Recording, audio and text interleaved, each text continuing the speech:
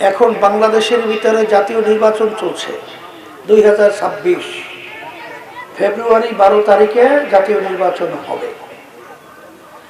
সেই নির্বাচনে বিভিন্ন প্রার্থীরা বিভিন্ন দল বিভিন্ন নীতি আদর্শ নিয়ে আমাদের কাছে ভোট চাওয়ার জন্য আসবে বা ভোট দেওয়ার জন্য বলবে।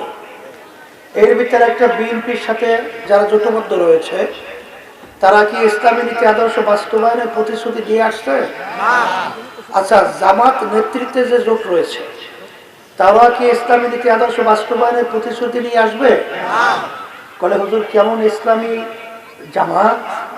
তারা নিয়ে আসে নাই, মানে তারা পরিষ্কারভাবে বলেছে তারা ক্ষমতায় যেতে পারলে ইসলামী নীতি আদর্শ অনুযায়ী রাষ্ট্র চালাবে না।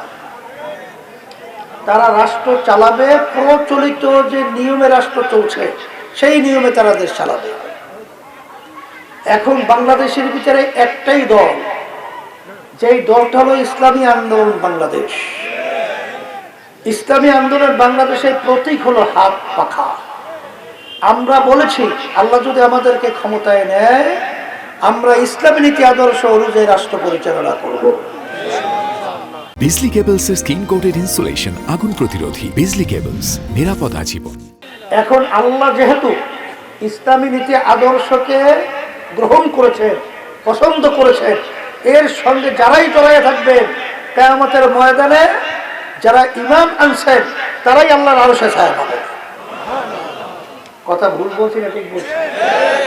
এখন কথা হলো, অনেকে বলতে চায় হুজুর ইসলাম ক্ষমতা গেলে কি হবে? রাজনীতি করে কিসের জন্য? দেশের কল্যাণের জন্য না? মানুষের কল্যাণের জন্য করে কিনা? শোনেন, এই 54 বছর পর্যন্ত যেই নীতি আদর্শের মাধ্যমে যারা দেশ পরিচালনা করেছে তাদের মাধ্যমে আমরা বাংলাদেশের মানুষ যা চাওয়া পাওয়া পেয়েছি, পরিবর্তে আমরা পেয়েছি মায়ের কোল সন্তান হারা হতে, আমরা পেয়েছি আমাদের দেশের টাকাগুলো বিদেশে পাচার হতে, আমরা পেয়েছি শিক্ষার পরিবর্তে অশিক্ষা, কুশিক্ষা, চিকিৎসার পরিবর্তে পেয়েছি সেখানে কসাইখানা। কথা বলেন না কেন?